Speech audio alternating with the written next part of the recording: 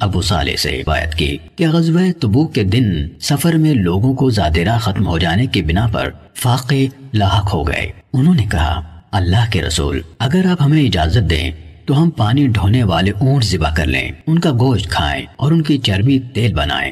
رسول اللہ صلی اللہ علیہ وسلم نے فرمایا، ایسا کر لو۔ اتنے میں عمر رضی اللہ عنہ آ گئے اور عرض کی، اللہ کے رسول، اگر آپ نے ایسا کیا تو سواریاں کم ہو جائیں گی، اس کے بجائے آپ سب لوگوں کو ان کے بجے ہوئے زاد راہ سمیت بلوا لیجئے، پھر اس پر ان کے لیے اللہ سے برکت کی دعا کیجئے، امید ہے اللہ تعالیٰ اس میں برکت ڈال دے گا۔ رسول اللہ صلی اللہ علیہ وسلم نے فرمایا، ٹھیک ہے۔ آپ نے چمڑے کا ایک دسترخوان منگوا کر بچھا دیا، پھر لوگوں کا بچا ہوا زاد راہ منگوایا، کوئی مٹھی بھر مکئی، کوئی مٹھی بھر کھجور اور کوئی روٹی کا ٹکڑا لانے لگا، یہاں تک کہ ان چیزوں سے دسترخوان پر تھوڑی سی مقدار جمع ہو گئی۔